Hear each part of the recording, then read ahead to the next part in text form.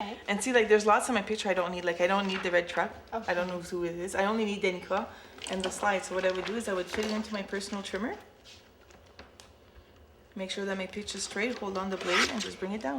There. And now I don't need all the white that's around it, so I would trim that too. What I like to do with my corners is I have what I call corner rounders. Okay. Today I bought the one with the scallop cutter. Okay. When I did with Natalie, I only did the round cutter. So Okay. you just slide your picture totally into the thing, Okay. and then you snap it. Oh. And did it show? Oh yes, it did. Okay, right here. Yeah. So just to show you how easy it is, Yeah. I'll let you do the other three Oh, corners. thank you very much. Thank you. Thank you. I feel thrilled here. We will initiate you to scrapbooking. Yay. I'm excited. Yes, ask my aunt because I took it off her album. Okay. I looked at her things and I saw that she was putting some borders in the back. Okay. And you liked it. Yeah. And it's true. It does seem to stand out, eh? When you put the border, it gives it like a little extra detail, a 3D look. Yeah. Yeah. Very nice.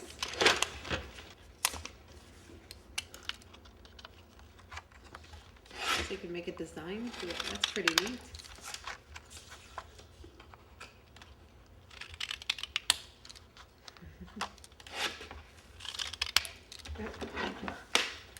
Well, is it ever neat?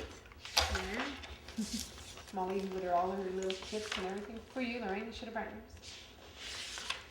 You're helping her. That's you knew. Oh, we see before. So we see a before and we see an after. Yeah. So the before took me a page and a half in the album, Okay. and unless you know the people, you don't really know what was happening. Right. This is my after page. Wow, look at that. It's Canada Day celebration. Yeah. See, like here, you would know this was Canada Day. No. So there you have it all, 6 pictures cut up, but it says Canada Day on it.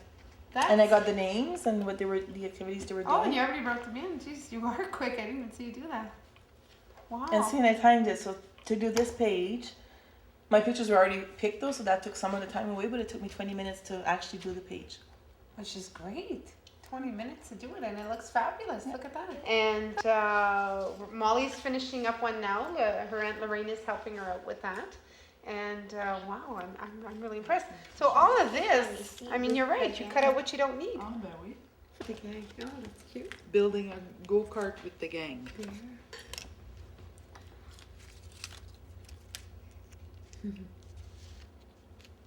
Oh, that's kind of a neat thing, eh? So your hands don't stick to the... That's all right. And how expensive is that tape? So, does it last a long time? Well, I got it for $3.99. Wow. That's excellent. And it lasts, by the looks of it, a long time. Well, if you do lots, it doesn't last that long. But if you do not lots, it'll last at least a month. Okay. You finished the scrapbooking tonight. Did you check how long it took you to make that page? 30 minutes. 30 minutes. And you came up with the idea with some help with Ma Tante Lorraine? Yeah. Wow. You did that very well. Holy jeez, you were right on key with that one. How do you feel about it? It's okay. You like it? Yeah. Yeah? You did a great job. Thank you. Wow. So you had the wonderful pleasure tonight of meeting 3 people that you already knew doing scrapbooking. We went from Lisanne, who was the consultant, Lorraine, who has been doing it for a while, to Molly, who finished up one as well tonight. As for tonight, thank you for watching a bit of scrapbooking.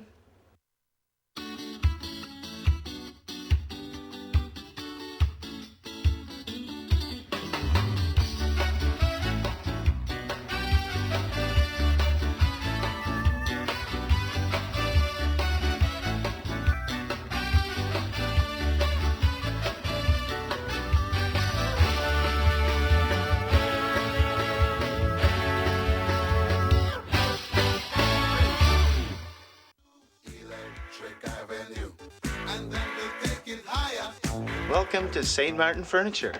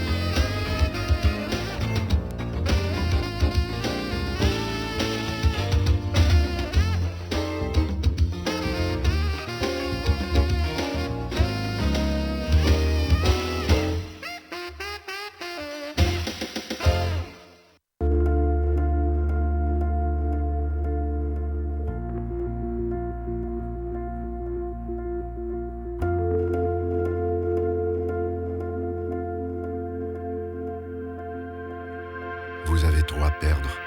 Ne vous laissez pas prendre au jeu. Pour obtenir de l'information, du soutien ou de l'aide pour vous ou vos proches, appelez Jeux, aide et références en tout temps ou visitez notre site.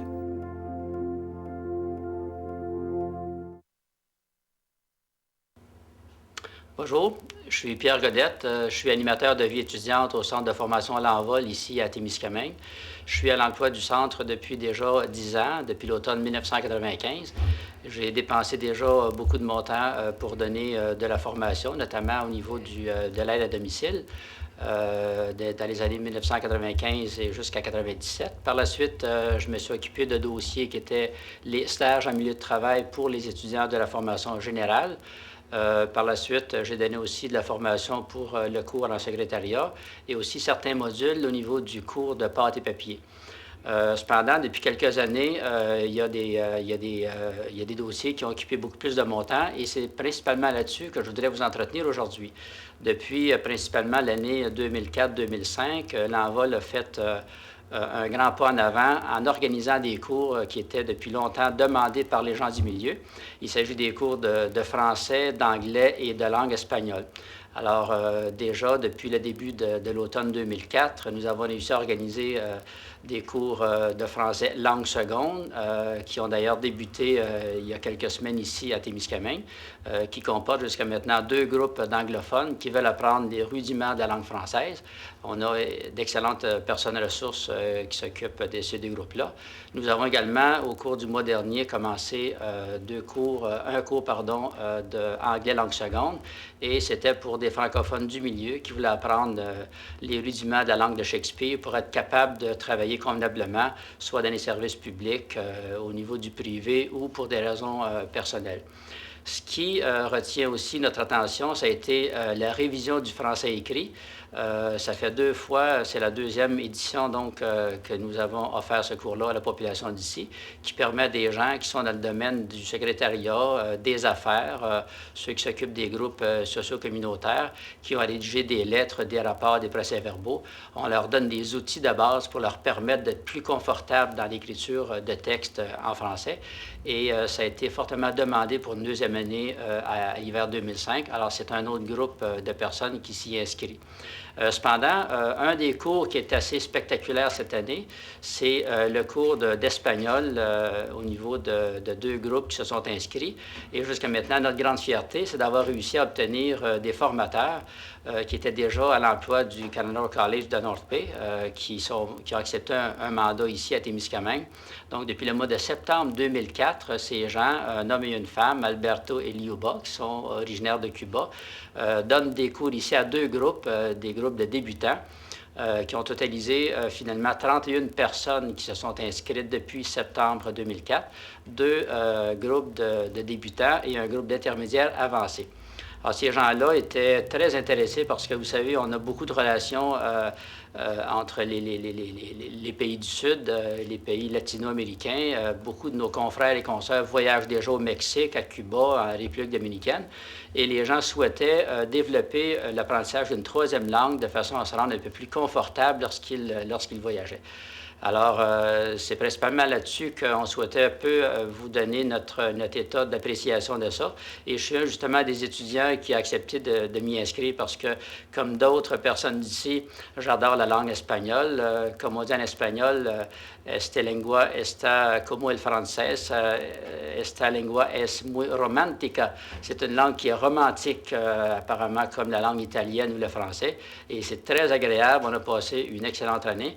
Et d'ici quelques minutes, nous allons vous présenter des commentaires de nos professeurs, Alberto et Liuba, qui ont adoré passer ici une année avec les gens de Témiscamingue, ici au Québec. Alors, dans quelques minutes, on aura l'occasion de vous les présenter. Alors, je vous souhaite de rester parmi nous. Merci bien. Liu and I have been a professor of language for the last 25 years, but we live in North Bay for the last 15 years, and we've been teaching Spanish at Canada College since 1992. And some of our students at Canada in North Bay live in Témiscamingue. And they, by the end of last year, they talked to us about the possibility of us offering this course here in Timiskaming. And so we wanted the idea a little bit, and eventually we said, why not? And so we came here and we visit the town, and we really like it. And by now we have lots of friends here in Timiskaming. We like the town and we like the people here. Find out that the French people that live in Timiskaming are very friendly, and they have opened their arms for us, and we feel here like home. I can say that all the experience have been favorable for all of us. You can obviously you're gonna be talking to the students as well, but in my opinion, everybody have not only learned Spanish but also enjoy the course. Some of the students are ready to go on a field trip, how they call it. Some of them are going to Cuba or Mexico, the Dominican Republic. Just they said to practice the language, but I know they go on vacation, so it's very nice. Been a good experience, something that every one of us have enjoyed so far. And I hope that in September we can go back again, and the idea is to continue with this group of students that are finishing the course, and having more students to beginners in September again. So we hope that this is what's gonna happen, and we are here to offer our service and to help you and to enjoy with you this beautiful language, this Spanish language. My name is Luba, and last name Lamzina. I am also teaching here Spanish language. For me, it was very pleasure to teach here and this course for French people, because I noticed that the culture of French people and Spanish people, they almost similar, because I see French people, they are happy and very, how we say in Spanish, alegre. It's very pleasant people, and they all the time laughing. As soon as soon I would come to the class, they all greet me, Luba, hola, hi Luba, hi. Even though I don't speak very well French, just a few words here and there, but also I noticed that they are very sociable people, and like I said, happy, and they can give you everything in their heart, from their hearts. Like they would ask me, Luba, are you okay? When I broke my leg, all students were very concerned about me, and I said, oh my God, they're just like my family. And it's been really, really for me good time to be here. And I told them if I would have like full-time job here, I would move right away to Timiskaming, because I love this small town and I love this culture. I went to the restaurant, it called Timros, and I saw them like men and women, they just talking to each other. It's like home, and they offered you like a sugar pie, because I love this sugar pie, French pie. So, and when I tasted that French pie, I said, oh my gosh, Alberto, they just offering you. And they ask you, did you like it? Did you like this pie? I love it. I love it. Like I say, I love French people, and I love everything here. Yeah, teaching in Timiskaming have been quite a challenge. At first, we were all a little bit concerned for the fact that there are some students that speak no English whatsoever, and obviously I don't speak French. My French is really bad. So, as I said, it was a concern. Some of the students were worried what's gonna happen, and even the coordinator of the course, Pierre, was also concerned a little bit. We had experience before with students in North Bay that do speak French, and they wanted to take Spanish. We knew that was not going to be a problem. The only difference is that now we are teaching Spanish in a completely French community. And I guess the challenge at the end was something that we took advantage. And the reason I said that is because, you see, French language and Spanish language are similar in a way. For French-speaking people, it's easier for them to learn Spanish, and I don't want to make a comparison, but this is a necessary comparison, than the English people. And the reason for that is because the French and the Spanish grammar are similar. So as a French student, you can learn Spanish language easier than an English student. So, like I said, it was a challenge the first couple of hours for the first day. After that, we were all happy, and it was not a problem whatsoever. So, as I said, everybody's having fun. Of the thing that we notice is that teaching English people, for them, to give you an example, they have really problem trying to figure out the concept of masculine and feminine. They basically have no clue about it. The concept of masculine and feminine is not in the English language, but for French people, that's not a problem. They understand that right away. So you don't have to go and explain all over again what the masculine or feminine means. So that's to give you an idea. So it's what I told them, hey guys, this is piece of cake. They understand. I say, Alberto, es muy fácil. Es muy fácil.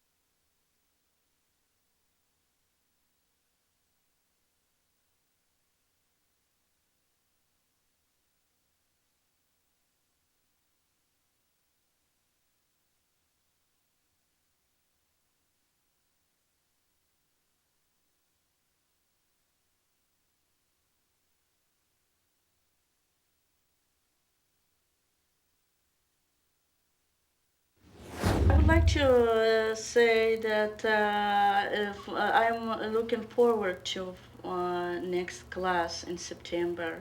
And how about you? Bueno, this is today is the last day basically of our Spanish class here, Luba. I am really sad. Yeah, I'm sad, but I'm also happy. Like everybody's looking forward for the spring and the summer, and we really had a good course here. We made a lot of friends. They really enjoyed the classes, and we enjoyed them. In general, to conclude this, I think we should say muchas gracias al pueblo de Timiscami Muchas gracias. for having us here, for allowing us to be part of your family for the last 3 or 4 months. So thank you very much again for allowing us to share our culture with you and for sharing your ideas, your culture, for sharing your heart with us. I have to say it again that we both felt in Timiscami like we were at home with all of you. You know that I'm saying this from the bottom of my heart.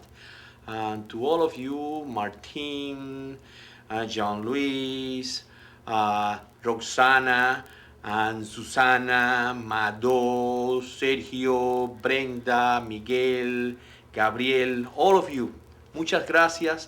And I hope to see you again in September, to all of you, as well as we welcome the new students that I know we are going to have in September.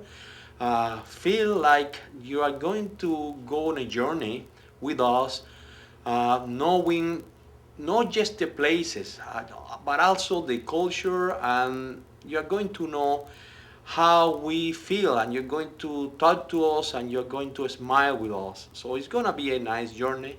Again, muchas gracias. And thank you very much to my students also for my group, and I'll see you next September. Y hasta la vista. Y recuerden, español es muy fácil, es piece of cake. Hasta la próxima, amigos. Hasta luego, amigos. Fait que mon cours d'espagnol à l'envol, c'était vraiment intéressant parce que je suis vraiment intéressée dans les langues, comme apprendre les différents langages. Fait que quelqu'un qui est intéressé à apprendre les différents langages, c'est vraiment intéressant. Puis c'est pas vraiment dur l'espagnol. C'est pas dur parce que ça ressemble beaucoup au français. Fait que c'est moins dur que d'autres langues. J'ai vraiment aimé ma prof parce qu'elle était super fine, elle encourageait super gros. Puis, en tout cas, elle savait vraiment ce qu'elle faisait. Puis, elle était drôle, on a eu bien du fun, on a ri en masse. Puis, c'est ça, c'est le fun. Je suis sûre que je vais voyager plus tard. Puis, tu sais, tu vas aux États-Unis, puis tout ça, il y a bien des États qui parlent espagnol à la place de français ou whatever. Mais si tu sais bien de l'anglais puis l'espagnol, tu vas te débrouiller dans bien des places. On n'avait pas besoin de voyager, exactement. Les profs, ils venaient à chaque lundi. Puis, comme ça, ben, c'était un gros avantage pour nous parce que fallait pas qu'on aille chauffer 45 minutes à North Bay ou à Ville-Marie ou whatever, tu sais, pour prendre le cours. Les autres, ils venaient à nous autres. Puis c'était bon, c'était le fun. Puis on a eu du bon matériel. Puis on a écouté un CD un moment donné, ça c'était vraiment le fun aussi. Puis nos livres sont intéressants, puis c'était pas trop difficile, c'était juste au bon rythme. Puis c'était bon. Je sais pas comment construire toutes des phrases, mais je sais bien des mots. On a appris comme les verbes de base, puis bien des affaires, comme vraiment les affaires importantes. Puis tu sais, on a appris l'heure, on a appris plein d'objets, les verbes, des actions. On a appris différents temps, genre futur, présent, puis des affaires de même. Puis le prochain cours, comme la prochaine session, où ben là, on va en apprendre plus, ou, comme si tu prends le cours. Là. Puis aussi, comme ça dérange pas si tu as, mettons, 12 ans, ou alors 20 ans, ou 40 ans. C'est comme, c'est super le fun à apprendre, puis comme, je sais pas, il y a pas vraiment un âge pour prendre le cours, comme tout le monde peut le prendre. Fait que c'est ça qui est le fun. Hola, Jean-Louis. Hola! Ça va bien aujourd'hui? Oui, ça va. Oui. Jean-Louis, on vient juste de terminer un cours d'espagnol ensemble, toi puis moi. Explique-moi pourquoi tu as pris le cours d'espagnol? Je savais que tu demanderais ça, cette question-là. J'ai pris le cours d'espagnol parce que, comme tu le sais, ma fille était en Amérique du Sud l'été passé, l'an passé. Fait que, pensant quand même un jour aller là, ça va être utile d'apprendre un peu d'espagnol. Puis là, même s'il est revenu, là, ça m'intéressait encore. Juste pour connaître plus de choses, connaître une autre langue. OK. Puis j'aimais ça. Puis j'ai continué. Puis toi? Toi, t'es pas mal bonne, je sais, là, mais pourquoi t'as fait ça, là? Ben moi, j'ai pris le cours d'espagnol parce que, bon, j'ai déjà pris des cours d'espagnol quand j'étais au secondaire il y a une couple d'années, plus ou moins. Puis, sauf que j'en ai oublié beaucoup, puis là, je me disais, bon, ça ferait du bien rafraîchir un petit peu. Puis, donc, quand j'ai appris que le cours se donnait ici à Témiscamingue, pas besoin de voyager, je dis, bon, ben, c'est aujourd'hui que ça se passe, on donne le coup, on prend un cours d'espagnol. Puis, de toute façon, je trouve ça important de parler plus d'une langue. Je pense que tout le monde devrait connaître au moins 2 langues. Puis, si on a la chance d'en connaître davantage, ben pourquoi pas. Donc, c'est un peu pour ça que je me suis inscrite. Pour voyager aussi. Si on veut voyager éventuellement, ça peut pas nuire. Puis là, ça va peut-être réveiller ça aussi. Je me dis, ben, si je vais aller à Cuba ou si je vais aller au Mexique, ben, ça va nous aider à leur expliquer d'où qu'on vient, puis qu'est-ce qu'on fait, pour où qu'on va. C'est sûr.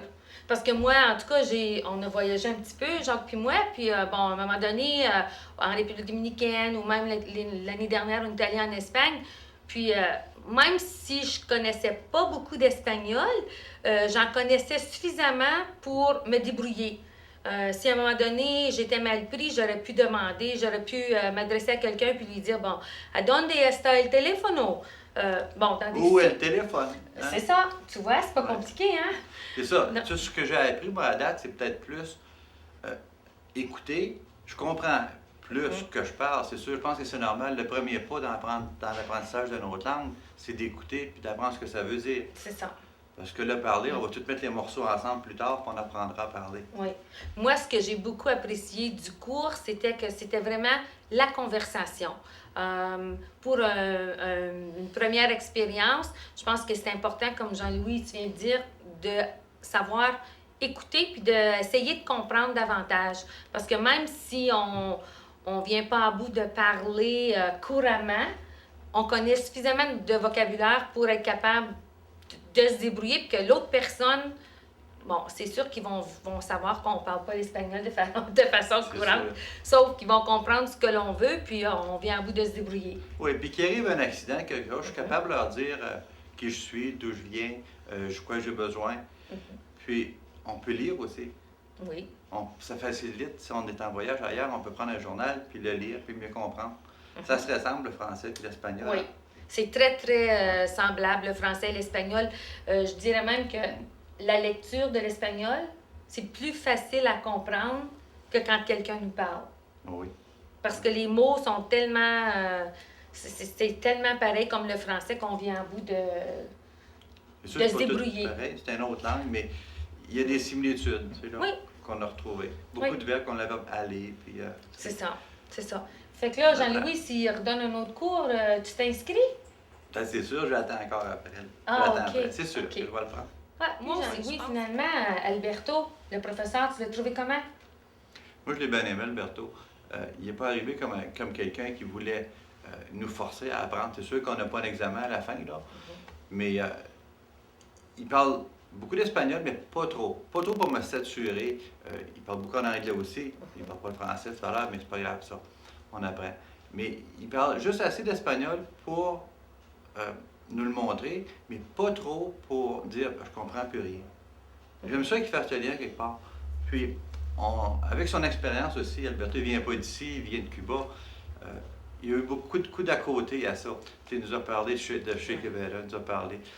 Il y a une expérience différente, puis ça, j'ai bien aimé ça, dans l'ensemble. Il nous parle de le vécu là-bas, puis ça, j'ai bien aimé ça.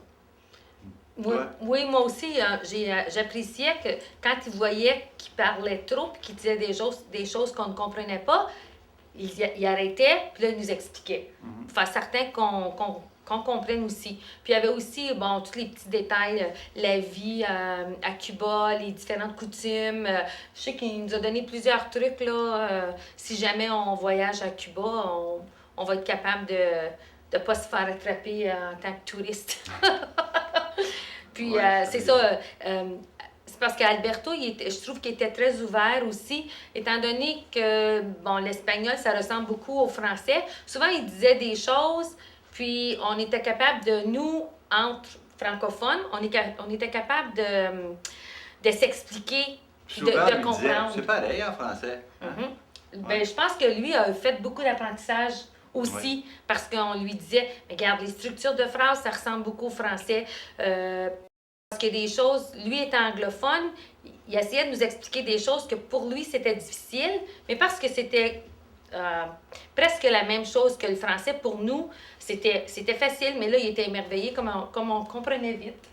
Je pense qu'on ne l'a pas déçu en tant que groupe, il nous a trouvé, ça va. Moi, je l'ai aimé, en tout cas, il était facile d'approche, puis c'est intéressant à suivre. Oui, oui. Donc, si Alberto peut revenir... On a eu un cours aussi, il a fallu que son épouse le remplace un soir. Là. Puis c'est différent un petit peu. Là, une autre, tu ne viens pas de Cuba, je pense. Puis pas là.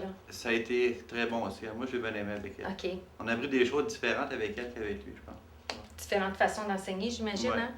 Oui. Donc, si les mêmes professeurs peuvent revenir, je pense que ce serait à notre avantage. Oui. Oui. Ouais, c'est une continuité qui serait appréciée. Si. Eh bien, hasta luego, Anne-Louise. Hasta luego. Pas hasta mañana, tu m'as dit. Hasta luego. Hasta luego. À plus tard. Parfait. On est bon. Hola. Je veux parler de mon expérience du cours d'espagnol ici à l'Envol. Très chanceuse d'avoir le cours ici à Témiscamingue, car on n'a pas besoin de voyager 45 minutes aller et retourner. Ça fait 1h30. Et puis, en tout cas, ici, ils offrent le cours et puis ça a été une super de belle expérience, surtout avec les professeurs qu'on a eus. Ils s'appellent Alberto et Luba. Très bons professeurs. Et puis, la raison pourquoi que j'ai pris le cours d'espagnol, c'est parce que j'aime faire des missions au tiers-monde. Et puis, ça me donne l'opportunité de parler leur langage là-bas en espagnol. Fait que le cours, il est super en tout cas. C'est pas difficile non plus. C'est pas difficile. Ça ressemble beaucoup au français. Et puis, de là, il y a du féminin, il y a du masculin aussi. Mais c'est pas difficile pantoute. Ça ressemble beaucoup au français, comme j'ai dit tantôt. Et puis, quelqu'un qui serait intéressé à vouloir prendre un cours d'espagnol, je lui suggérerais que oui. Surtout si tu aimes voyager. Si tu aimes voyager, ça serait une bonne expérience de prendre ce cours. Les professeurs sont excellents. Les professeurs sont super. Ils connaissent leur langue beaucoup. Fait que tout est couvert de A à Z. Il y a aussi, quand tu commences, ça commence avec la base. Après ça, s'il y a assez de monde pour faire un autre cours au septembre qui suit, s'il y a assez d'élèves, ils vont faire un autre cours. Et puis, ça serait intermédiaire, mais il y aura encore un de ces professeurs-là qui viendrait pour la base. Mais ça continue après ça. Intermédiaire, ça viendra pour les avancées aussi. Fait que ça peut continuer s'il y a assez d'élèves qui veulent prendre le cours à chaque année. Ils sont censés avoir ça au mois de septembre 2005 encore. Et puis, si vous êtes intéressé, vous avez juste appelé à l'envol et Louise va vous répondre à toutes vos questions au 627-9558. La raison pourquoi que j'ai pris le cours d'espagnol, c'est parce que j'aime faire l'émission au tiers-monde. Et puis, je peux parler dans leur langue. On s'en va là pour annoncer la bonne nouvelle de Jésus. Puis, en parlant leur langue, c'est pas mal plus facile. À faire contact avec le monde. Fait que c'est pour ça la raison pourquoi que j'ai pris l'espagnol. Puis pourquoi que je veux encore prendre le cours d'espagnol plus avancé. Fait que, oui, c'est bon. En terminant, Dios te bendiga. Ce qui veut dire que Dieu vous bénisse.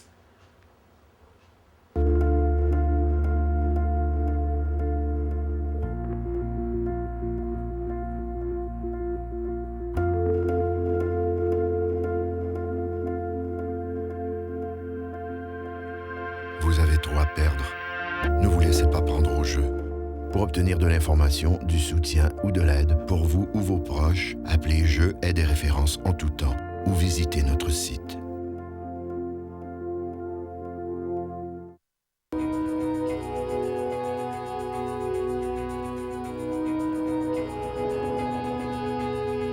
It's the home of dreams.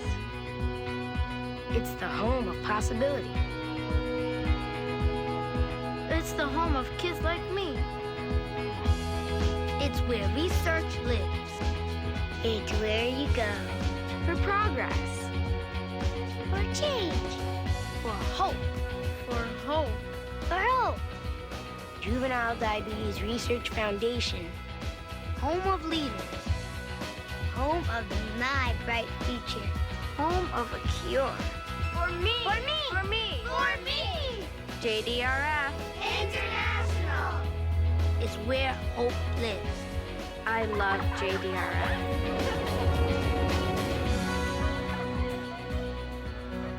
JDRF is the home of the best scientists around the world who are all focused on curing type 1 diabetes. Our success at JDRF over the last several years has led to multiple discoveries. What is galvanizing this field is our success in islet cell transplantation. Now we must translate those discoveries on behalf of curing this disease. As president and CEO of JDRF, I feel accountable to the millions of people who could benefit from our work, from the millions of people who trust that we'll use those funds wisely. It's the accountability, I think, that drives us all forward. I believe a cure is going to happen. I want to know that it's going to happen in my lifetime, and certainly in the children's lifetimes. Sometimes I get frustrated because it seems to be taking so long. Time is not on our side for people with diabetes. We have to accelerate our research. We have to find a way to find a cure. I have been saying on camera things like, this is the decade for the cure. This is the year for the cure. It's right around the corner. We can do it with your help. And we're all giving so much help in every way that we can. It is going to happen.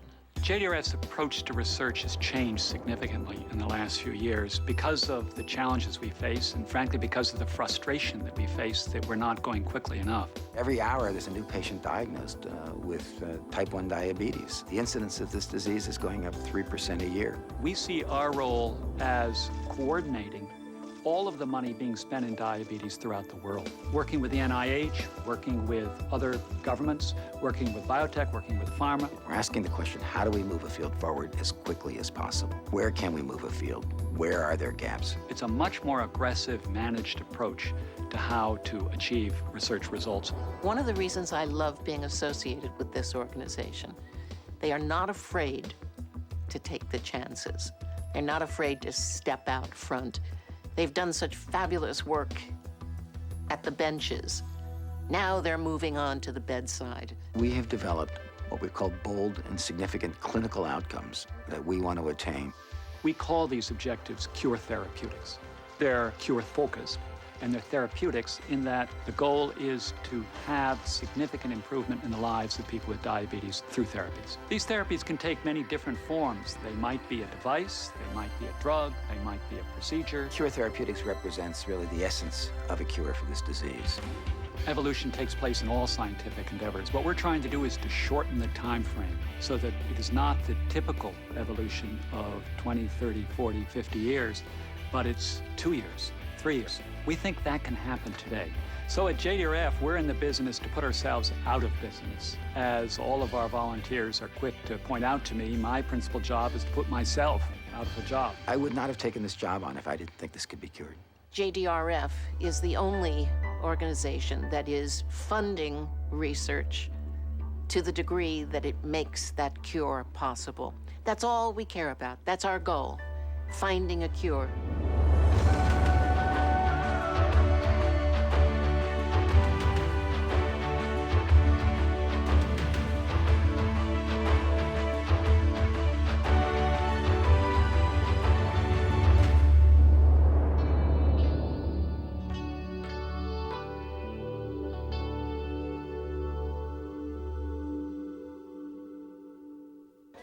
Hi, if you were part of our walk last year, we'd love to see you again this year. If you weren't, we still want to see you.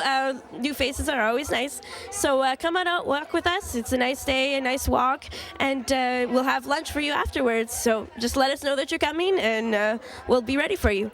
Hi, Lisa. Hi, Nat. This is weird. You should be having the mic.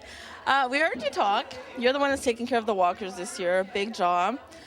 For those who didn't do the walk, or for those who are wondering, what's the walk this year? Like, where is it?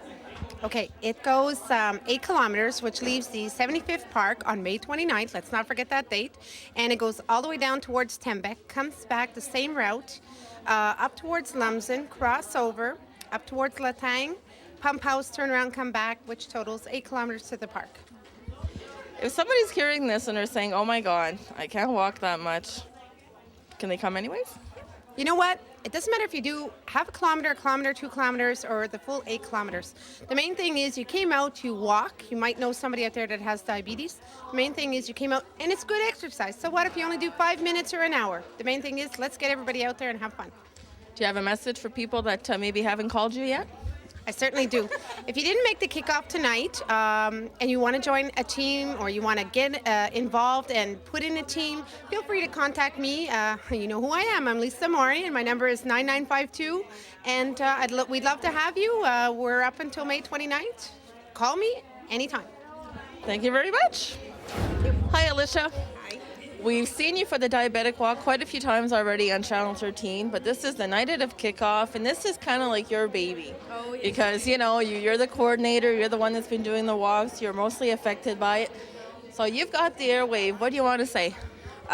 Basically, thanks for everyone for coming over tonight. It was so exciting. As much as I think we got a few people crying, just, you know, it's a touchy subject, but it was so much fun, and we're really, really excited for this year. We just found out possibly might have a bus of kids coming from Notre Dame, 40 kids, students. So, you know, we're really excited for new people and get other communities involved and make new friends, and we're getting really close. It's exciting.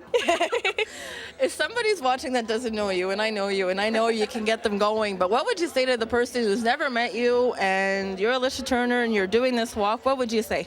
I'd say basically we just found out 5 to 10 years there's going to be a cure for diabetes. So if you don't know me, approach me on the street, say how can I get involved, and we're just really, really close. And it's the most exciting part. Apparently researchers are actually getting more excited than they have been since they discovered insulin. So, you know, pretty soon we won't have to even do this walk anymore. We could just be celebrating it every year instead, and we're hoping that'll happen.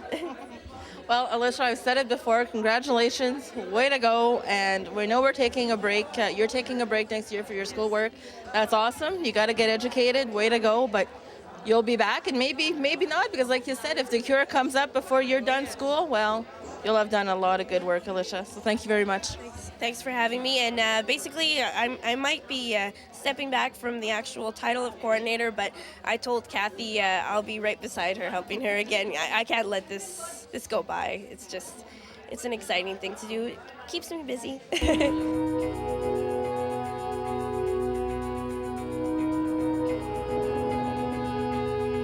It's the home of dreams. It's the home of possibility. It's the home of kids like me. It's where research lives. It's where you go for progress, for change, for hope, for hope, for hope. Juvenile Diabetes Research Foundation, home of leaders, home of my bright future, home of a cure. For me! For me! For me! For me! JDRF International is where hope lives. I love JDRF. So hi, this is Susan Soustra, and from what I can gather, you're the coordinator for the Nipissing area. That's correct. So Temiskaming, we know, is the second year that we're joining you guys. We have you here, the coordinator. So my one big question would be, there's thousands of people watching us. No, there's thousands of people watching us, but you're the one that can tell us, what about this walk? What do you expect from this walk? I expect that Alicia's going to have a fantastic turnout. She's done a wonderful job of pumping everybody and getting them excited. She's done a wonderful job of making sure that it's well sponsored and well covered, and Channel 13 has done a wonderful job doing that. We hope to have the nugget out here, and on the 29th I expect to see more than 300 walkers, and from where she is going right now, I can see $30,000 to $35,000 this year from Temiskaming. I think that with the other walks that we have, I think that she's going to bring in the most from most of the walks that we have. Last year, it was our first year, and I think a lot of people were maybe skeptic as to how much just a small town could raise. We raised over $25,000. What would you have to say about that? I think that was phenomenal. We did not expect that much. I think the bottom goal was 10, and I think the expectation was 7. I was totally amazed, but coming from a small community myself, I knew that they would come out. I wasn't a coordinator, I was just a volunteer last year, and we did over 7,000 in 1 month. That's all we had to do was plan our walk in Mattawa, and we raised over 7,000. So 25 from Temiskaming, There's a big community spirit here, and I didn't expect anything less. So this year the bar is set maybe a bit higher because we did do it once, but I know that we can do it. Maybe if Alicia's watching and she has a chance to maybe hear you afterwards, what would you have to say about Alicia, knowing her and being so outgoing and everything? I think she's done a super job. I think she has to take that into heart. We are going to miss her as coordinator next year, but I understand why she has to take a step back. You've done an excellent job. Way to go, Alicia, and you've been a really good mentor to other diabetics, and way to go, girl. All right, well, thank you, Susan, for being here, and we hope to see you on the morning of the walk. Thank you. Hope to see you too. Bon, déjà à la maison, un des visages que vous avez vu l'année passée, c'était Kevin. Puis Kevin, il est encore avec nous, puis il aimerait ça peut-être donner un petit message. Kevin, l'année passée, tu as vu tous ces gens-là venir à la marche. Qu'est-ce que tu leur aurais à leur dire? Ben, que sont tous gentils pour nous aider à guérir, ben, à trouver des remèdes pour la guérison du diabète, puis, ouais. Est-ce que tu espères en voir autant encore cette année? Ouais. Cathy, je veux juste dire, je t'entendais parler tantôt, puis une chance, j'étais assise en arrière, parce que probablement que j'avais les larmes aux yeux, j'aurais eu de la vraiment niaiseuse, mais là, je peux te dire, je trouve ça tellement touchant de t'entendre parler, parce que tu disais, ça fait toute ta vie que tu as ça. Oui. De t'entendre parler, parce que moi, je suis habituée, j'ai ma mère qui est diabétique, puis elle a les petites aiguilles, elle n'a même pas besoin d'expliquer l'insuline, c'est vraiment les petites médications, puis tout ça. De t'entendre parler que ta mère fait la capoille, l'eau, les aiguilles, c'est vraiment, là, ça te fait penser encore plus, parce que je connais quelqu'un qui l'a, mais comparé à dire que toi, tu l'as, puis toi, qu'est-ce que tu as vu? Wow! Oui, c'est impressionnant. Oui. Quand on regarde ça, c'est vraiment impressionnant, le chemin qui a été fait, parce que la façon de le contrôler était beaucoup plus compliquée quand j'étais plus jeune. C'était vraiment c'était compliqué. On n'avait pas non plus pour la diète, c'était encore plus strict que maintenant. Il n'y avait pas de jeu. C'était vraiment... si je voulais manger 3 portions de légumes, si je devais manger 3 portions de légumes, je ne pouvais pas en manger 4 portions. OK, vraiment. Je ne pouvais pas en manger 2 grammes de plus. Il fallait que je mange 3 portions seulement et c'était tout. Donc, c'était vraiment... Il y avait beaucoup de noms. Les noms étaient beaucoup présents. Maintenant, c'est plus facile. C'est pas mieux, c'est d'avoir le diabète, là. Je veux pas dire que c'est... Mais c'est plus facile, ce qui prouve qu'ils sont rendus là maintenant.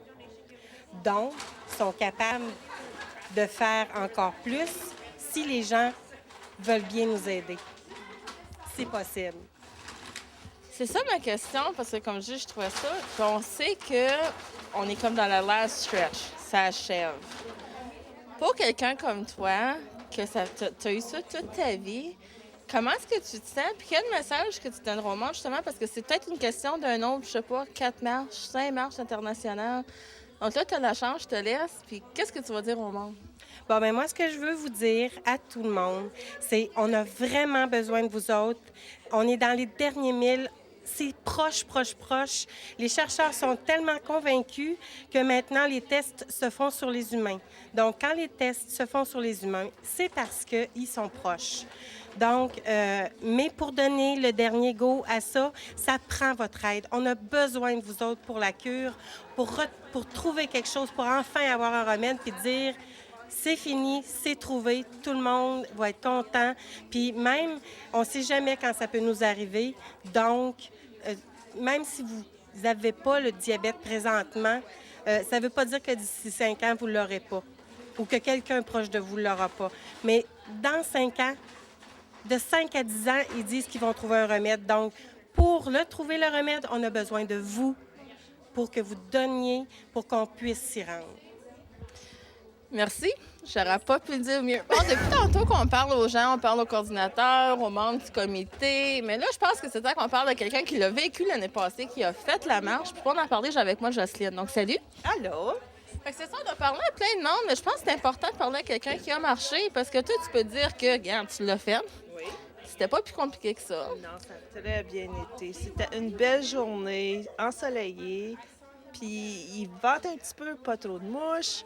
Fin du mois de mai, c'était super. Puis la marche a super bien été. Il n'y a pas eu de... Le monde même, on avait remarqué que comment les gens étaient propres. Il y avait des bouteilles d'eau, mais tout le monde attendait de mettre ça dans les vidanges. Ça a été, en tout cas, super. Est-ce que peut-être tu as marché parce que tu connais quelqu'un qui a le diabète? Oui, oui. Mon père, ma mère, ma grand-mère était diabétique. Puis, en tout cas, moi, je sais que ça va me rejoindre à un moment donné, probablement. Fait que j'espère pour un remède, une guérison. Ouais. Je me répète beaucoup ce soir, mais je pense que c'est important, surtout que toi, tu l'as fait. Qu'est-ce que tu dirais aux marcheurs pour la première fois, là? Mon doux, c'est tellement le fun. Venez avec vos amis, vos parents, puis c'est une journée de famille, je trouve. Faites ça une journée de famille. C'est tellement le fun. Ça va vite, c'est une belle marche. Puis si jamais vous n'êtes pas capable de faire toute la marche, il y a toujours des points d'arrêt, puis tu revires, puis c'est pas plus grave que ça. Mais c'est vraiment une belle marche, puis c'est pas long, ça va bien, bien. On espère juste une belle journée comme l'année passée. Et merci, Jocelyne. Okay, so we've talked to just about everybody except for the proud mom, and we know she's proud. And my God, Alicia's not my daughter, and I'm proud of her, so I can just imagine. Yeah, it's overwhelming, but I mean, she's been working on this for a long time. Actually, as a family, we've been working to find a cure since 1997. Alicia was diagnosed in 1996 on her 11th birthday, and we were introduced to the walk by a lady in North Bay. Her name is Alice Goodship and Judy Jessen. We've been walking since, and Alicia wants to start her own walk, so we did it last year, and we're doing it again. Good. Okay, so Carol, we know that a good way for raising funds is the walk, but also you've got two very, very cute examples of an easy way for people to participate by giving. So I'll let you maybe talk about them. This is Ruby and Rufus. Okay, basically they were started to help children with diabetes learn where to inject their insulin. Now here, I'm going to show real quick, we have the arms where you can inject. You can inject on the back of the arms. On the hands, this is where you poke to get your blood test. And then you can also inject onto your belly and your legs. And actually, you can inject into your buttocks also, but we won't show that. But we have Ruby and Rufus from JDRF. They're here to help us raise funds. They're $15 each. They're an excellent gift. Money goes towards a good cause. And they're made by Russ, actually. Great. Well, like I said, it's a good way. Like, I'm doing it. I bought two, and not for me, but because my mom's diabetic. I have an aunt that's diabetic. And I think it's just a cute way of saying, you know, guys, I know what you're going through. I'm there for especially for my mom, maybe, because, of course, I see her every day. But it's a cute way of helping without having to maybe do the walk or anything. So, and to get them, how do we get them, did we say? We get them by calling myself. You can order them through myself, and then I would in turn place the orders through Susan, who is our North Bay coordinator. My phone number is 981-9777.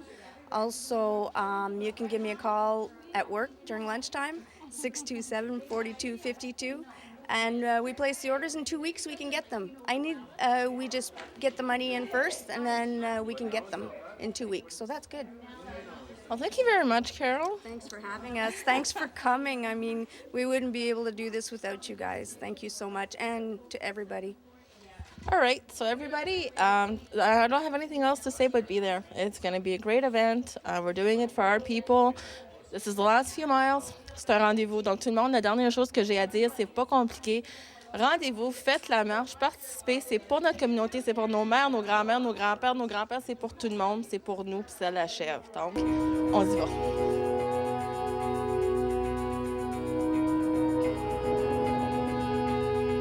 It's the home of dreams. It's the home of possibility. It's the home of kids like me. It's where research lives.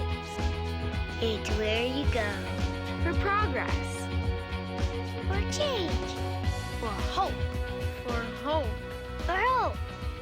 Juvenile Diabetes Research Foundation, home of leaders, home of my bright future, home of a cure. For me, for me, for me, for me.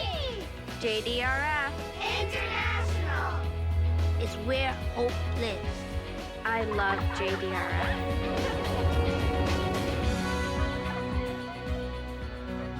JDRF is the home of the best scientists around the world who are all focused on curing type 1 diabetes. Our success at JDRF over the last several years has led to multiple discoveries. What is galvanizing this field is our success in islet cell transplantation. Now we must translate those discoveries on behalf of curing this disease. As president and CEO of JDRF, I feel accountable to the millions of people who could benefit from our work, from the millions of people who trust that we'll use those funds wisely. It's the accountability, I think, that drives us all forward. I believe a cure is going to happen. I want to know that it's going to happen in my lifetime, and certainly in the children's lifetimes. Sometimes I get frustrated because it seems to be taking so long. Time is not on our side for people with diabetes. We have to accelerate our research. We have to find a way to find a cure. I have been saying on camera things like, this is the decade for the cure. This is the year for the cure. It's right around the corner. We can do it with your help. And we're all giving so much help in every way that we can.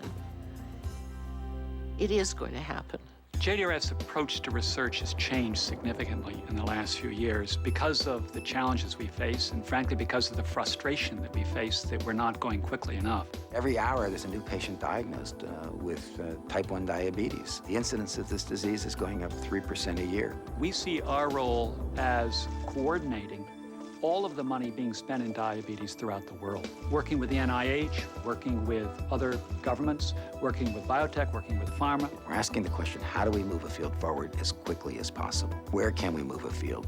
Where are there gaps? It's a much more aggressive, managed approach to how to achieve research results. One of the reasons I love being associated with this organization, they are not afraid to take the chances. They're not afraid to step out front. They've done such fabulous work at the benches. Now they're moving on to the bedside. We have developed what we call bold and significant clinical outcomes that we want to attain. We call these objectives cure therapeutics. They're cure focused, and they're therapeutics in that the goal is to have significant improvement in the lives of people with diabetes through therapies. These therapies can take many different forms. They might be a device, they might be a drug, they might be a procedure. Cure therapeutics represents really the essence of a cure for this disease. Evolution takes place in all scientific endeavors. What we're trying to do is to shorten the time frame so that it is not the typical evolution of 20, 30, 40, 50 years, but it's 2 years, 3 years. We think that can happen today. So at JDRF, we're in the business to put ourselves out of business. As all of our volunteers are quick to point out to me, my principal job is to put myself out of a job. I would not have taken this job on if I didn't think this could be cured. JDRF is the only organization that is funding research to the degree that it makes that cure possible. That's all we care about. That's our goal, finding a cure.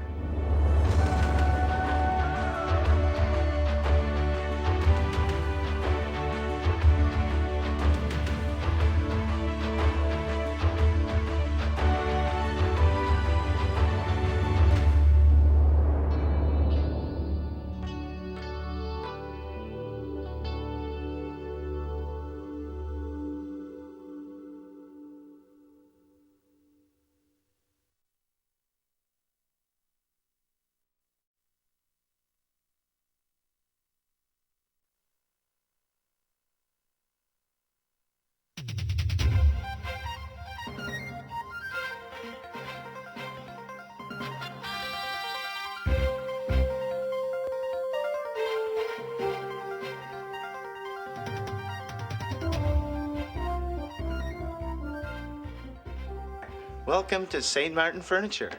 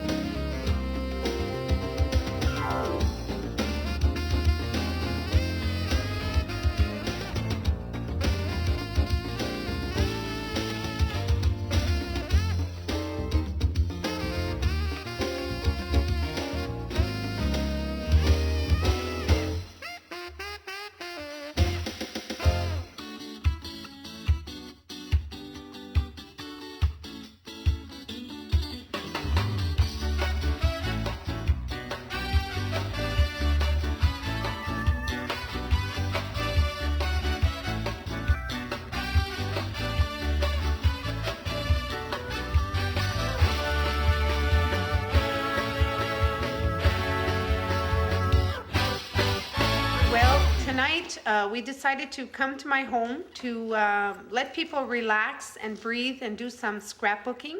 So I took them out, they came here, and if you stay tuned, you're going to see some creative, wonderful work done by 3 lovely ladies. How long have you been scrapbooking? I have been doing it for 4.5 years. 4.5 years. And what made you want to start scrapbooking? Actually, my neighbor had been doing it for a few years before. Okay. And she had shown me her albums, and she was having a party with a consultant and invited me to go. And I went just to see, and I've been hooked since. Speaking of hooked, you also sell the products too. What, like? Yes, I became a consultant since last September. Okay, and what do you need to do to become the consultant? Like, what are you doing with that? Well, what I do is I do home classes where I teach people how to actually start or how to do their first page. Okay.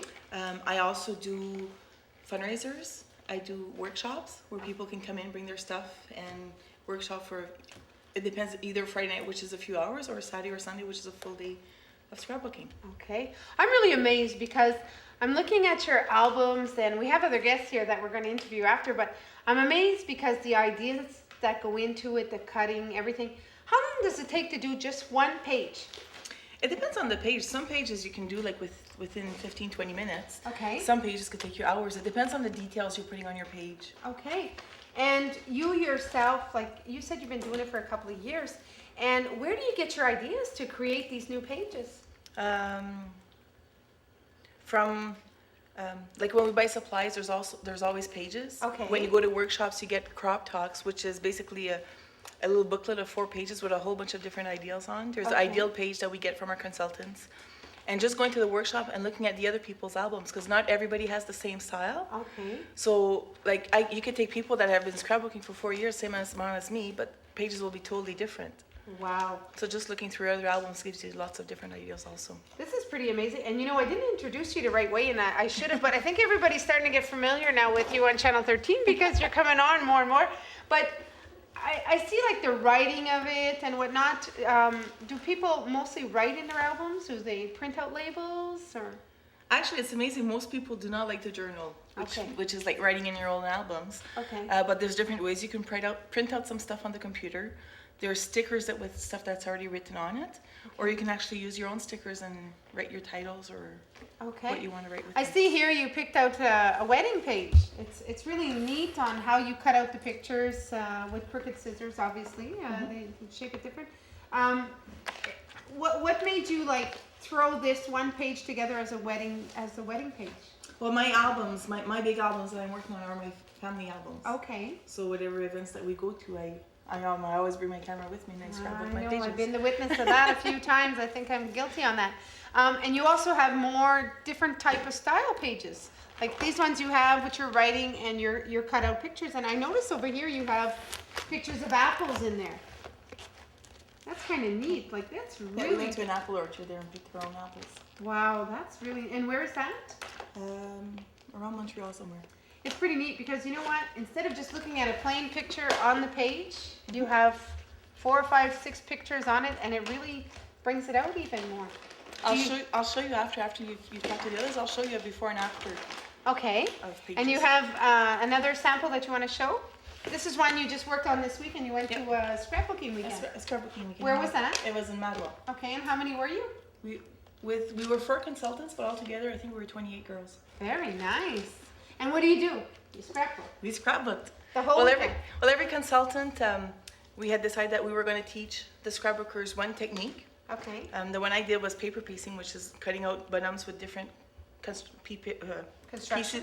No, it's not. Well, it's the scrapbooking paper, different colors. Okay. And there's a pattern, and once you cut everything up and put it together, it makes a little bonhomme. Very nice. So you just did this one here in Madoua. Mm-hmm. And how many pages did you do on the weekend? I'm not sure, but between the 5 girls from Temiskaming that were there, we did 59 pages. That's incredible. Yeah. Holy smokes. Do you get tired of doing it? No. No? No. So when do you find time to do it? I mean, I don't have time. I wish I can say I had time to do it. I'm going to eventually get into it. But when do you find time to do scrapbooking? Actually, I'm doing a lot less now, but before, the only time I would scrapbook is when I went to workshops. Okay. Because with the children at the house, it's hard to sit down and take all my True, stuff. true. So And- the workshops are the best place to do scrapbooking because that's all you do all day and you don't have to worry about anything else. And how many times do you do a workshop a year? Actually, I had to do them every month. I have a Friday night workshop and either a Saturday or a Sunday workshop. Very nice. And what do these workshops entitle? Well, the Friday night ones, you get a snack and you scrapbook from 7 till 11. Okay. And then Saturday and Sunday ones are from 10 to 4. You get a snack and it includes your lunch. When you scrapbook the whole time, you don't do dishes, nothing. You just sit and scrapbook, you stop for lunch and you go back and scrapbook. Now, who cannot have time for this? This is incredible. I mean, I should make time for this. This is great. I love the details of how you've done it and put it out. And we're going to see with Lorraine Ramo and Molly McCann, who's here today, different styles of it. And I noticed that they vary in ages because we're going to interview Molly later, Molly McCann. But you said this weekend at the scrapbooking there was a young girl there. How old was she? She was 6 years old. 6 years old. She's been scrapbooking for 2 years. That's incredible. Yeah. And how is her layout? What's her ideas like? It was pretty good. She gets well. They do it as a family. She had her aunt, her mom, her two aunts, her mom, and her grandmother. Incredible. So often, like when she's cutting up shapes with the cutting system, she would ask the older people to help her out. But she knew exactly what she wanted. She's asking for help once in a while. Oh, that's... And her aunt was even telling me that she takes her own pictures. So she actually scrapbooks the pictures that she's been taking. Oh, that's beautiful. Yeah. Because she's putting her own work into her work that she's doing. Yeah. Wow. That's the youngest scrapbooker I've ever seen, actually. Wow, that's incredible. I'm really, really amazed. I mean, I've seen a lot of lovely work. I've seen it from Lorraine. I've seen yours.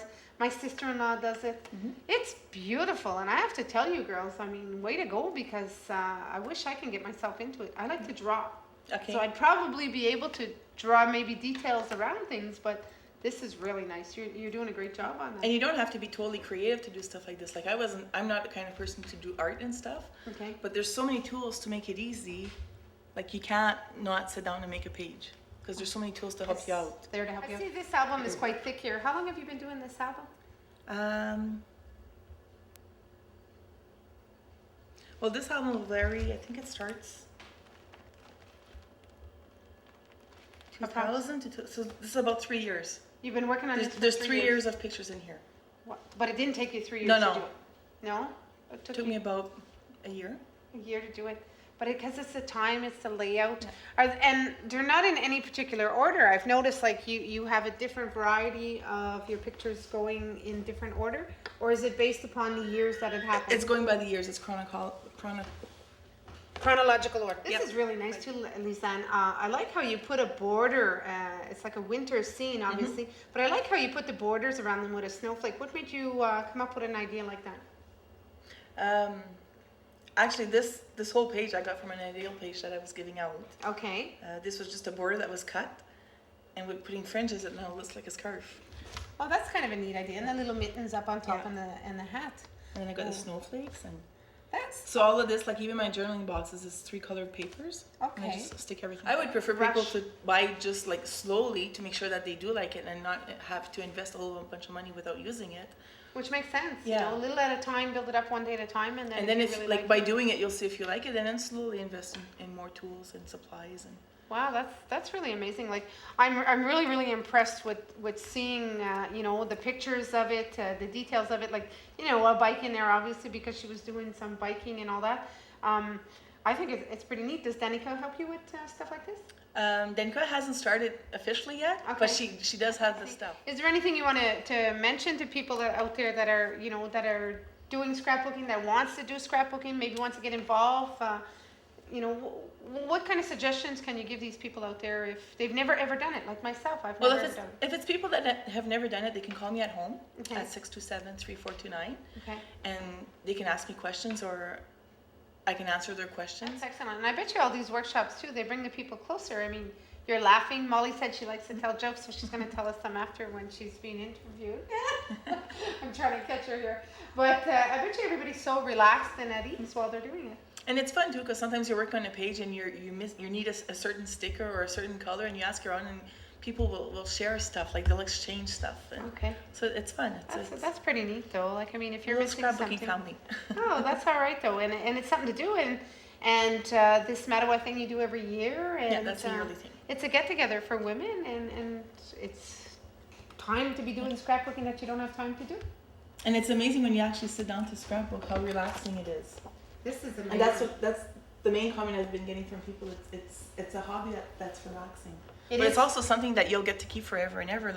It's not like you go to to an outing or something where you have the memories of it. This one you actually have something concrete that you can show from generation to generation. And you could put much more onto your pages with details, because I have boxes of pictures and I wish I could get into it, do that, because looking at 4 pictures on a page with nothing on it is black. Looking at this has detail, has pictures, has life. It really does. It looks great. Well, the principle of scrapbooking is you can have all your pictures in an album, but 20 years from now, look at your albums. And will you remember everybody's name or the events? That's right. When you're scrapbooking, you can, the way you journal is up to you. It's your style. But you can even have stories or even just the names or just the events. So even 20 years from now, when you look, at least you'll have the general idea what your pictures were all about. I can see where you're going with that. I have a hard time to remember from yesterday, so can you imagine 20 years from now? Not bad, eh? Because I remember before, like when my mom used to come and visit, I would have to sit down with her and tell her exactly what all the pictures were all about. Now she comes home, she grabs my album, and she knows just by reading it. I think it's great. Lisanne, you've done a really good job here on your scrapbooking, and I'm just turning a few here so Wayne can catch them, because the details in it is beautiful. Same thing, we're going to do it with the other 2 guests. It's so nice. Obviously, it's a birthday party, you know, with the gifts and everything, and it's pretty sharp, pretty neat ideas. Well, Lorraine, you know, people know you, but we're going to introduce you. Lorraine Ramo is here with me tonight to tell us about her scrapbooking. Little different technique than what Lisanne does. I've had the honor of seeing it at work. And I've noticed here, Lorraine, you have pictures more than you have like a journal. Mm-hmm. Why did you do your scrapbooking that way? What makes you want to do it that way? I like to keep souvenirs, to remember things that I do, and I'm not a big journalism. Journalist? I like colors, I like flashy things. Flashy things. Okay. And they're both nice, you know, they're 2 different ways of doing it. What made you start to scrapbook, Lorraine? Well, I bought a kit, I would say 5 years ago, but it took me a year to really get into it, and seeing the others doing it, and Lisanne, and I found it was absolutely gorgeous. And I saw Penny doing it, Penny Campbell. Oh, cool. And then I decided to go to workshop and see how it was done, and went into it more. Yeah. You said it took you a year, Lorraine, before you got into it. Why was that? You bought all your stuff and then you waited? Like yes, you weren't ready? it's the time that I didn't have the time to do it. With hockey, with my son and stuff like that, I've never had the time to just sit down and do it. But now, since I've started it, I can't stop. It's because you love it. Yeah. Okay. I really do. You put your heart into it and everything. Yeah. Did you take part into the weekend in Mattawa as well? Yes, I did. And did you enjoy it? Oh yes, that's my 3rd year. Okay. And I just love it. And it's the only time really that I can do lots of pages is being there with a bunch of women and just. Okay. Because that's all you're doing. Yeah. You're scrapbooking, like Lisanne Get mentioned. ideas from others and looking at others' scrapbooking and. Excellent. You know, Lorraine, I think this is incredible, and you have many, many more wonderful pages in there. And if you don't mind, can we show other people what you've done in there? I mean, I love snow. This is so cute with the snowman, the mittens, the boots. It's, you know, sign of winter. Everybody's favorite thing. Yeah. It's kind of neat how you've dressed it up as well. You know, it's showing it's a winter scene. And again, we're going to keep going because there's so many beautiful pages that are done in here. You know, can you feel the love? Having a teddy bear, who doesn't like to be hugged by a teddy bear? It's kind of neat. What does Nick, your son, feel about his pictures being put into scrapbooking? He finds that it's fun. He finds it fun, and you can sit down and look at that album for hours. Every day you'll sit down and look at it. Does he help you cut out any of the pictures or anything? No, not really. Doesn't want to? No, he's not into it right now. He's not into it? But he said that he wanted to start, like he's starting to take pictures with his friends. And okay, so he wants to do his own there. Okay. He wants to try it. Are your pictures in any specific order? Or no, they're all... all... So we're going to keep going because, again, there's lots. This is kind of neat. I like this one at work, the trampoline. It's showing all who was on the trampoline. So, it says it all. And did you draw this? Yes, I did. See, like you have to, you're good because you have to have some creativity and your ideas are there. And I think it's pretty neat. And like I said, I have lots of books. I have a few here and I have a few at home that I take It gives me ideas and paper piecing and to stencil. You can see where I can. Oh, I see. And you trace them? Yes, I do. I trace okay. them and I cut them and I make paper pieces. And you put them on? Watching HGTV. Okay. And they were scrapbooking on HGTV. No kidding, eh? Wow. So you've been scrapbooking for a couple of years. You really enjoy it. Oh yeah, I love it. And your workshop you attend in Mattawa, do you attend other workshops too? Yes, I try to go once a month to Lisanne's. Okay. Yeah. So it's more in the spring. At the end of the winter, I have more time to do it. Hockey's over. Yeah, hockey's over. And the spring, when it's a rainy day, me, Molly, and my sister Lise, we get together and we try to help ourselves and get ideas and put our pictures. I think it's amazing. Do you mind if we keep No, going? go ahead. It's because for the people at home who don't realize it, I mean, if they want something to do, you know, you could be a newcomer, as Lisanne said, you know, anybody can do it. It's gorgeous. The work is beautiful. It says it all, you know, with your bikes and everything like that. What about, Lorraine, what about when you're doing it and your little pieces? Okay, I see this one is one of my favorites when you showed it to me. It's kind of neat because you have all the little tools in there and it's showing that he helped build something. Yeah. Those little pieces there, they don't wreck your pages when you fold them over? No. It doesn't not at all. interfere? No. It's just, there's a little bit of space when you close the book, but no, it doesn't rip the paper. It's so well made. Okay, it's well coated that it won't go through. Wow. What about for the people out there at home, you know, do you have anything that you would like to tell them in terms of why you do it and what they could look forward in doing it? Well, like Lisanne said, it helps you remember the things that you do with your son or with your kids, or remember the stuff. It's wonderful. It's a good pastime. You can tell you guys like it, okay? Lisanne, when she was explaining her pictures, I mean, you could see the emphasis on it. You could see her smile. You could see the way she was detailed. You can tell you enjoy it because when you see the beautiful work that's put into it, I mean, four-wheeling and all that, I mean, that's a lot of work to do. How long did it take you to do a page like that? Me, because I put so much details and colors, it could take me a whole day. A whole day? Yeah, but it's a whole day, but look at how beautiful it is. The layout of it is there. Like you said, some could probably take them less depending on how they do it because nobody does it the same, and some could take it more. You know, this was always my favorite when you showed it to me. Grandma's garden, because it's her grandchildren. I think it's pretty neat. I mean, they're blossoming, you know, and all that. Did you get this idea from somebody else, or did you originate it? I think I just came up with it. Yeah. Wow, yeah, that's really good to come up with something like that. And again, if you can use your artistic talents to be able to do stuff like this, that's where it makes your album look even more gracious, more beautiful. Great. I was just gonna happy with you went with that one.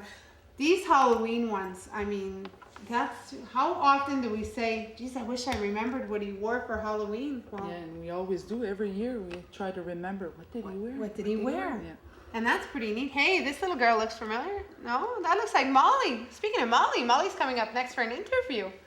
Wow.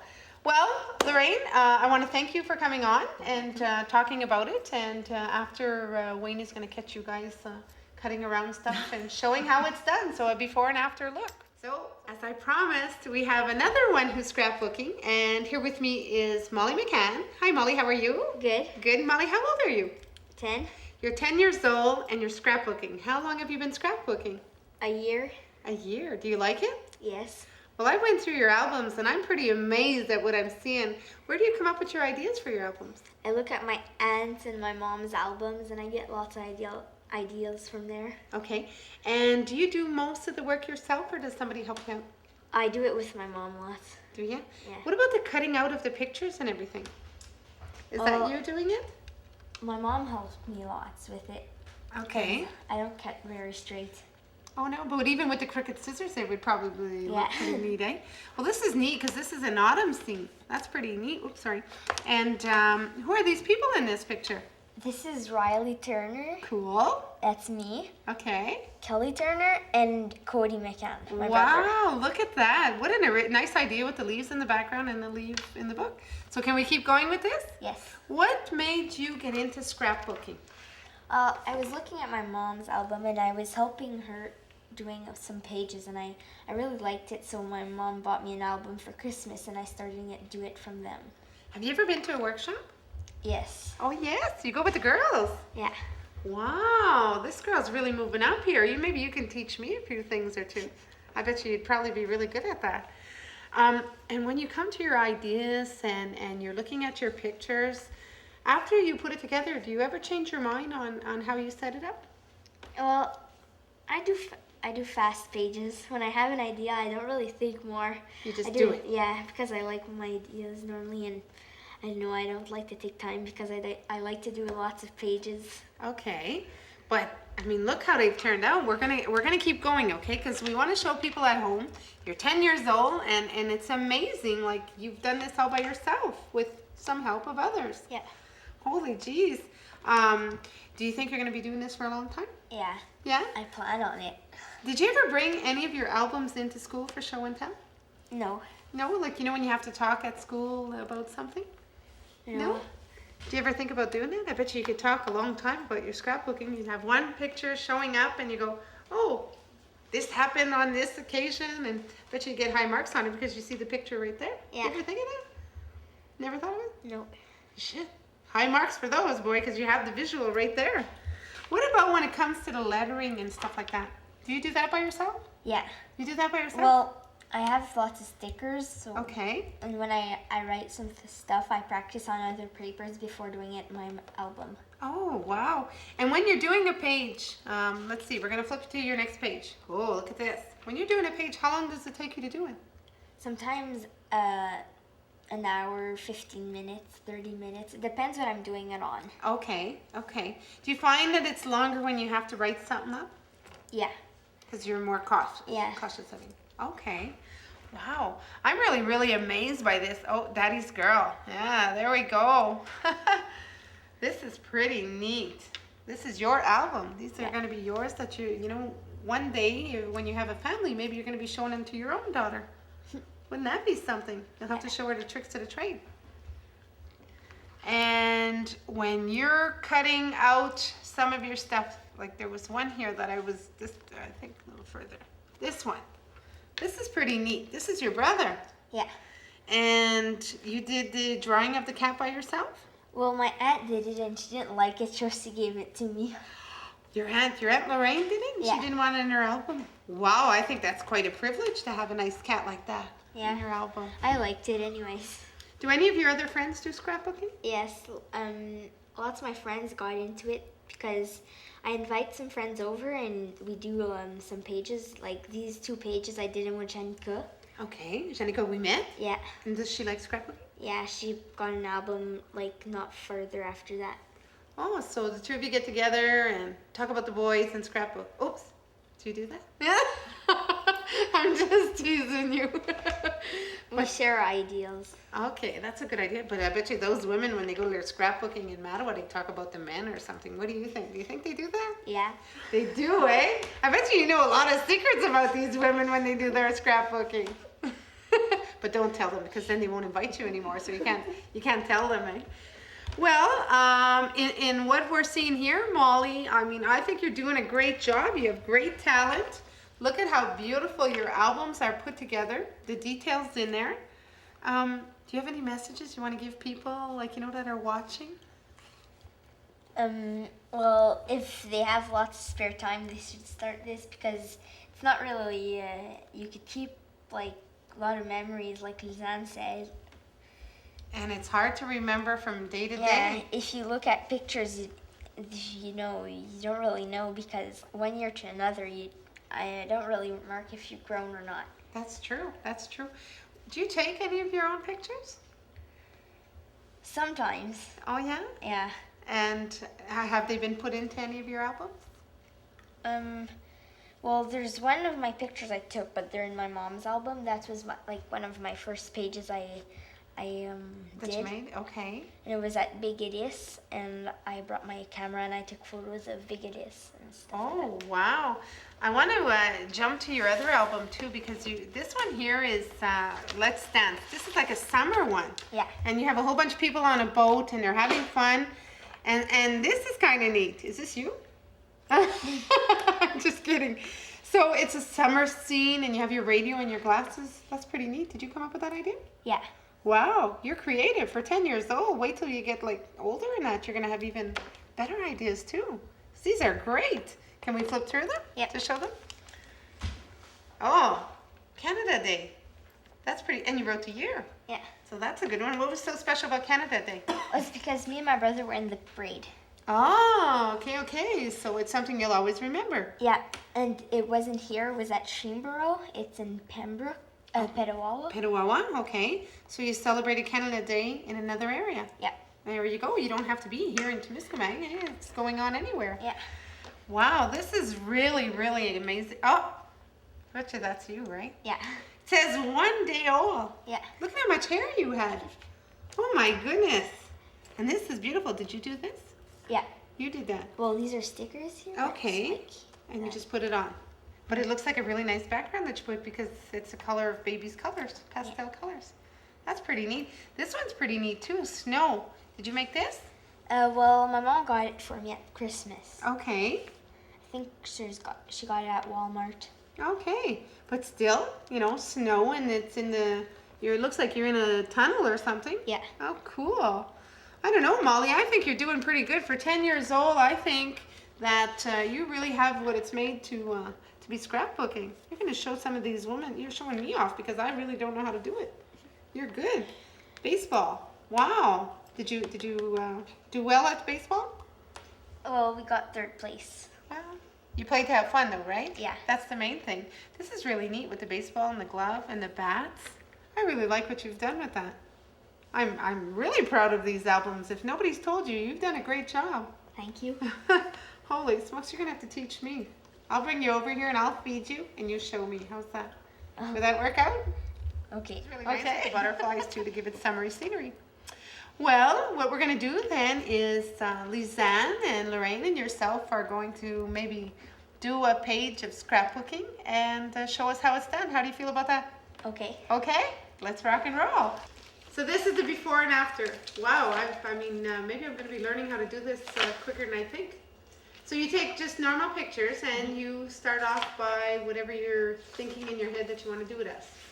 Well, first you decide which pictures you want to work with. Okay. Because usually on a page, on a typical page, you put about 5 or 6 pictures. Okay. So you, let's say you have a film of 24, so you have to decide which ones you want to put on a certain page. Okay. And then you would look at the colors of your pictures to find out what color you want to decorate your page. Because you try to get colors that would, you try to decorate your page with colors that would make your pictures stick out. Okay. Because you want to put the emphasis on your, well, mostly you want to put emphasis on your picture because that's the most important part. This is the before of what we're working on now. Okay. And this is what it would look like in a typical album. Okay. So it takes you a page and a half for these pictures. And now I got the prints, the second prints, and I'll do a scrapbooking pages with the exact same pictures. Okay. And Molly's doing, what are you doing, Molly? A page when my brother and his friends were building a go-kart because we were planning on doing a race and we build a go-kart too. Cool. Okay. Okay. Isn't that something? So I would take my picture. Okay.